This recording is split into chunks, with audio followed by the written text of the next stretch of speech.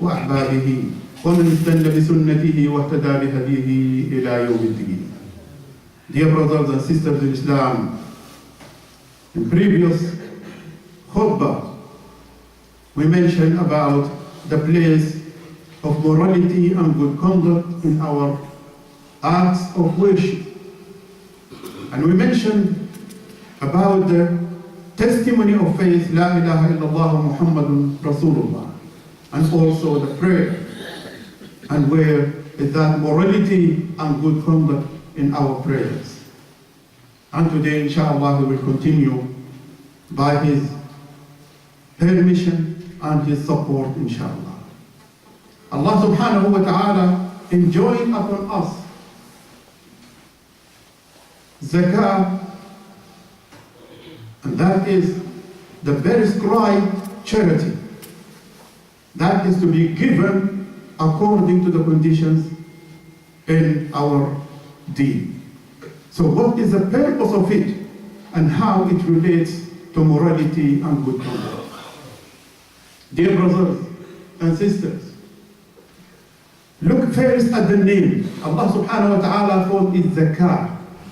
And the translation of this word is the purifier or the beautifier, because zakah is from beauty and purification. And all of this is for ourselves and our wealth. As Allah subhanahu wa ta'ala in the Holy Quran enjoined us to do it. And He commanded the Prophet sallallahu alaihi wasallam in the ayah, take from their wealth, O Muhammad, a zakat, a sadaqah, a charity, by which you purify them. So it is for that purification. Zakah is for tazkiyah. And this is equal to what is mentioned in the Holy Quran. Allah subhanahu wa ta'ala in Surah Al-Shams mentioned, قَدْ أَفْلَحَ مَنْ زَكَّاهَا وَقَدْ خَابَ مَنْ دَسَّاهَا. Successful is the one who purifies himself, and the loser is the one who put himself in all the filth. Dassaha, that means he buried it in all what is inappropriate. So, dear brothers and sisters in Islam, let us be very careful here. If we are not going to attain the objective of the act of worship, then it's just going to be a waste of time. We have to follow the inner aspects of our religion.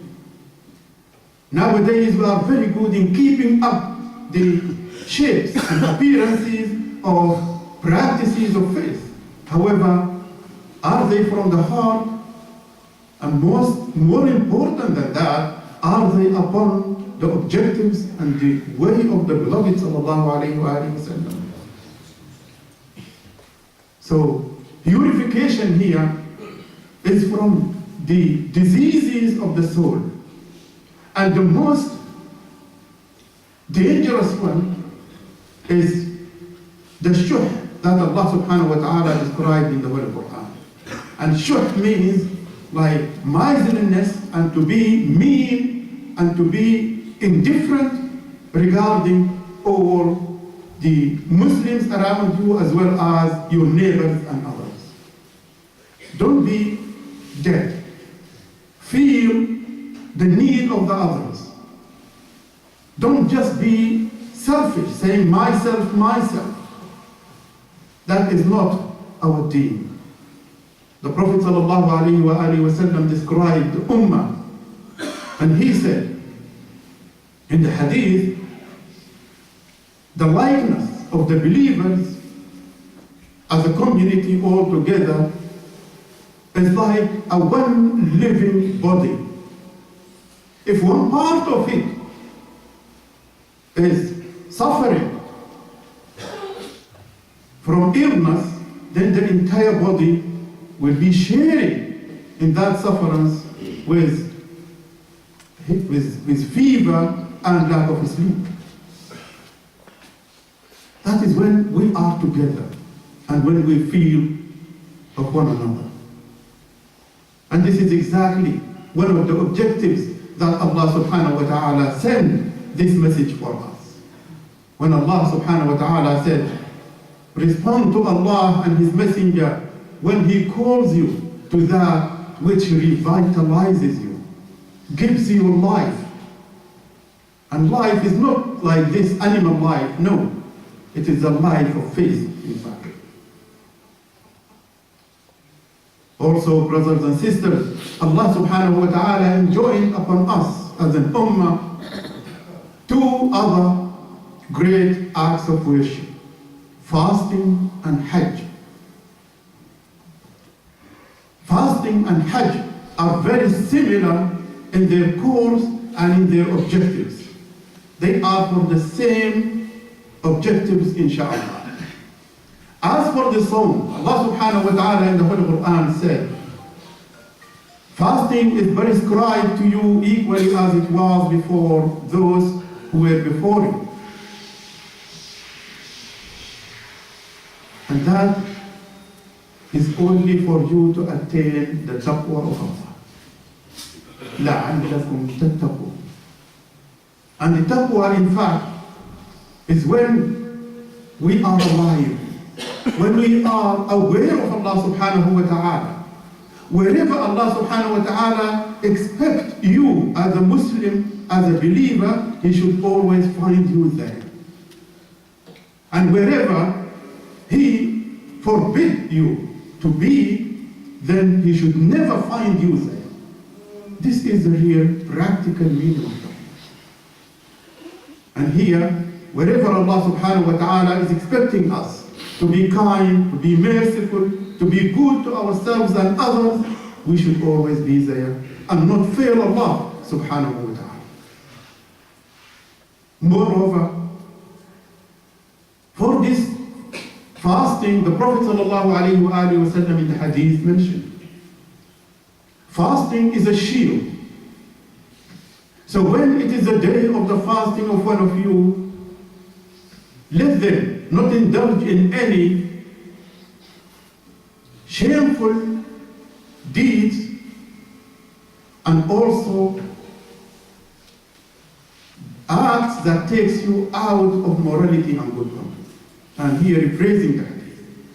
فَلَا يَرْفُثْ وَلَا يَفْسُقْ. And the rafath is when you are enjoying yourself just to satisfy your desires and bodily needs. From sex, from eating and whatever. And the fusuq is when you are totally leaving the righteous way of our beloved, which is morality and good conduct. So these acts of worship are meant so as to put us on that straight path of our beloved sallallahu alayhi wa alihi wa sallam. And regarding the hajj, the same exactly as in here.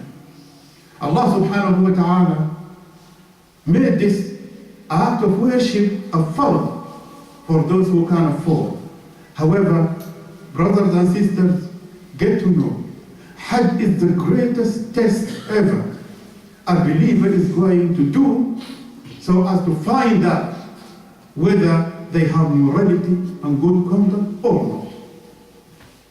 You are going to perform an act of worship among not less than 3 million people in the same place doing the same act of worship. And the biggest test is not actually whether they are going to throw the stones or do the tawaf, or no. In fact, as to how they deal, how they treat one another while they are doing this.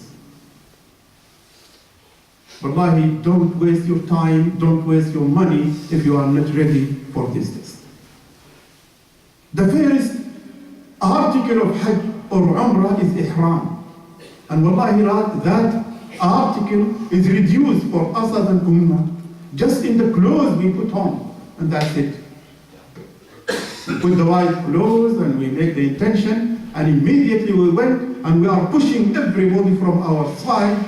We are arguing, swearing, and hurting one another. And wallahi, I saw with my own eyes, unfortunately, by the Kaaba, by the black stone and the multazam, the door of the Kaaba, people are walking on the heads of their brothers so as to kiss the black stone. Is that what Allah wants us to do? Not just to hate, wallahi, they were walking on their heads. What the black stone is going to say to Allah about you when you do it like that? Do you think He's going to welcome you because you are a hero? Brothers and sisters, wallahi, the objectives of our deen are not right now in our face. Be grateful. Death is behind us, and we always should be aware of that and be prepared for it. And wallahi, it is not. You are not going to be a successful person when you are dying while you are praying and fasting. However, you are the most harsh, the most difficult person to deal with and all the rest. Wallahi, what is going to be behind here of your life is your way of conduct. People will remember you with that. He was a nice person, he was a kind person. Wallahi, nobody is going to say, oh, wallahi, he was a very pious person because always he is in the masjid. Get to know, inshallah, that is our focus. And out of all of these, dear brothers and sisters, there are voluntary acts of worship. From La ilaha illallah, the first is formed, and then the more you say it is the nafil. And that inshallah is going to please you in the day of judgment. As the Prophet ﷺ said, increase and do it more. The mention of La ilaha illallah Muhammadur Rasulullah before a barrier is set between you and it. Wallahi, and that barrier could just come down without you even thinking. It is very close. And the second, prayers, you know, voluntary acts of worship when you pray, as well as the zakah, there is sadaqah, just give, if it's not even the fard, and fasting as well as umrah, the hajj. Here, the hadith. These voluntary acts of worship, the more you do them, the more you expose yourself, inshallah, to the love of Allah subhanahu wa ta'ala to you. And the hadith explains it. The Prophet sallallahu alayhi wa sallam said, Allah subhanahu wa ta'ala said, my servant, first, whoever harm a wali of me, I will wage war against him. And a wali is that pious person close to Allah subhanahu wa ta'ala. Only Allah knows. And then he said, and my servant will continue getting closer to me with voluntary acts of worship until I love him. And when I love him, I will be his hearing with which he hears. I will be his sight with which he sees. And I will be his hand with which he acts. And I will be his leg with which he walks. To the rest of the hadith. And our question is this. Our question is this. If somebody is that close to Allah subhanahu wa ta'ala, do you think there is going to be any act from that person which is not morality or good conduct? Absolutely not. So may Allah subhanahu wa ta'ala keep us inshallah purified with morality and good conduct in whatever we do for Allah subhanahu wa ta'ala and for the creation of Allah subhanahu wa ta'ala. اللهم إنا نسألك في هذا اليوم الفضيل ألا تدع لنا ذنبا إلا غفرته